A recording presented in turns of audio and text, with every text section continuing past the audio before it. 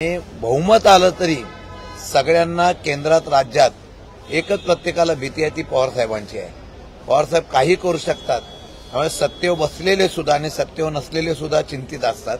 तटकरेंनी सुद्धा सांगितलं मी कोणाशी संपर्क साधलेला नाही, मी कोणाशी बोललेलो नाही, तरी सुद्धा अशा प्रकारची भूमिका कोणी मांडली असेल तर मला वाटतं की त्यामध्ये उलट या संदर्भामधला संताप किंवा तीव्र पद्धतीची चीड निर्माण होईल। आणि मला वाटतं की ज्या वेळेला असा प्रकार प्रयत्न केला गेलेला आहे त्या वेळेला महाराष्ट्रातल्या कार्यकर्ते तेवढ्याच उत्स्फूर्तपणे उभे राहिलेले आणि ताकदीने पवारसाहेबांच्या पाठीमागे खंबीरपणाने उभे राहिलेले आहेत। सर, आज सकाळपासूनच सुनील तटकरे यांनी तुमच्या पक्षातल्या सर्व खासदारांना संपर्क केल्याची माहिती मिळते आणि वडील आणि लेकीला त्याच पक्षात राहू द्या आणि बाकीचे सगळेजण या पक्षात अजित पवारांसोबत या, अशा पद्धतीचं सुनील तटकरे यांनी तुमच्या खासदारांशी बोलल्याची माहिती मिळते। त्या संदर्भात काय? आत्ताच्या बैठकीला माझ्या माहितीप्रमाणे 4 ते 5 खासदार इथंच उपस्थित होते।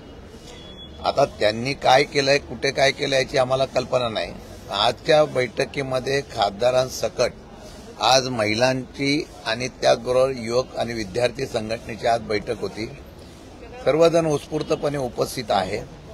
भविष्य काळातल्या वाटचालीच्या संदर्भामध्ये काय निर्णय घ्यायचा, कशा पद्धतीने काही लोकांचे मुद्दे आहेत ते सर्व ऐकून घेऊन संघटनामधून निर्णय घेण्याचा त्या ठिकाणी प्रयत्न झालेला आहे। तटकरेंनी आणि त्यांनी कोणी काय बोललं याची कल्पना आम्हाला नाही, परंतु खासदार आणि सगळे कार्यकर्ते एका ठिकाणी मजबूतपणे पवारसाहेबांच्या पाठीमागे आहे हे चित्र आजच्या बैठकीत दिसून आलेलं आहे। आजच्या बैठकीमध्ये संघटनांमध्ये अंतर्गत मंत्रिसंघावर देखील चर्चा सुरू आहे। खास करून प्रदेशाध्यक्ष तुमचा प्रमुख यासोबतच युवक महिलांचं सगळ्याच पद बदलणार अशी देखील एक नाही। आज तर लोकसभा आणि विधानसभेच्या निवडणुकीनंतर पहिली वेळ आपण या सर्व पक्षाच्या प्रमुख पदाधिकाऱ्यांची बैठक आज युवक असेल, विद्यार्थी असेल, महिलांची घेतलेली। उद्या माझ्या माहितीप्रमाणे सगळे फादर बॉडी आणि प्रमुख कार्यकर्त्यांची बैठक सुद्धा आहे। यामध्ये सर्व राज्यातल्या पदाधिकाऱ्यांचं मन जाणून घेऊन वेगवेगळ्या प्रकारच्या ज्या चर्चा होतात की पक्षाचा विलीन होणार आहे, पक्षाचा त्या ठिकाणी खासदार जातील, हे जातील, ते जातील, अशी जी चर्चा आहे या चर्चेच्या संदर्भातून कार्यकर्त्यांमध्ये सुद्धा संभ्रमाची आणि चर्चेचा विषय होता। तो आज लोकांची मनं, कार्यकर्त्यांची मनं जाणून घेतलेली आहे। त्यांनी त्यांच्या भूमिका स्पष्ट केलेल्या आहेत। त्याच्यावर पक्षश्रेष्ठी म्हणून आदरणीय साहेब जो काही निर्णय घेतील तो निर्णय बंधनकारक राहील। आणि मला वाटतं की राज्यामध्ये सत्तांतर झालं आणि बहुमत आलं तरी सगळ्यांना केंद्रात राज्यात एकच प्रत्येकाला भीती आहे ती पवारसाहेबांची आहे। पवारसाहेब काही करू शकतात, त्यामुळे सत्तेवर बसलेले सुद्धा आणि सत्तेवर नसलेले सुद्धा चिंतित असतात। मला वाटतं की पवारसाहेबांना इतक्या वर्षाचा राजकीय अनुभव इतका मोठा आहे, त्यामुळे ते निर्णय काय घेतील, त्यांची आतापर्यंतची भूमिका पाहता ते भविष्य काळामध्ये जी काही रणनीती ठरवतील त्याच्या पाठीमागे आम्ही सगळेजण ठामपणाने उभे राहू। शेवटी हा निर्णय पक्षप्रमुख म्हणून पवारसाहेब घेतील। मी मगाशी म्हणालो जो काही बदल किंवा काही निर्णय घ्यायचा असेल आज तशी चर्चा काही नाही, पण जो निर्णय पवारसाहेब घेतील तो सर्व पक्षाच्या प्रमुखापासून कार्यकर्त्यांना सगळ्यांना बंधनकारक आहे।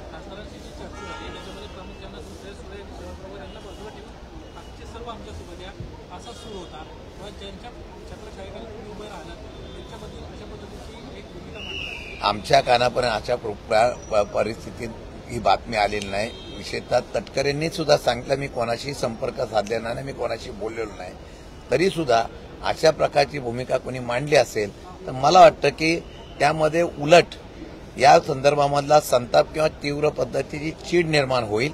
आणि मला वाटतं की ज्या वेळेला असा प्रकार प्रयत्न केला गेलेला आहे त्या वेळेला महाराष्ट्रातल्या कार्यकर्ते तेवढ्याच उत्स्फूर्तपणे उभे राहिलेले आणि ताकदीने पवारसाहेबांच्या पाठीमागे खंबीरपणाने उभे राहिलेले आहेत।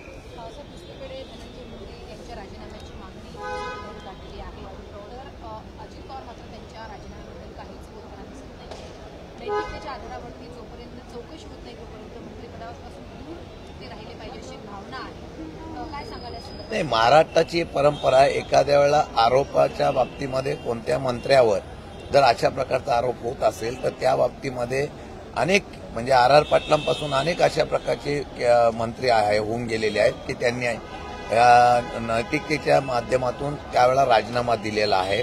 आता तो राजीनामा घ्यायचा का नाही घ्यायचा हे भाजपच्या आणि मित्र पक्षांनी ठरवावं, महायुतीने ठरवावं, मुख्यमंत्र्यांनी ठरवावं, उपमुख्यमंत्र्यांनी ठरवावं.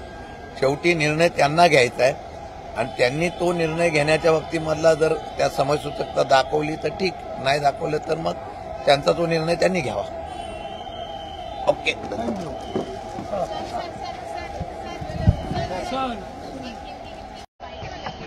चलो आइए.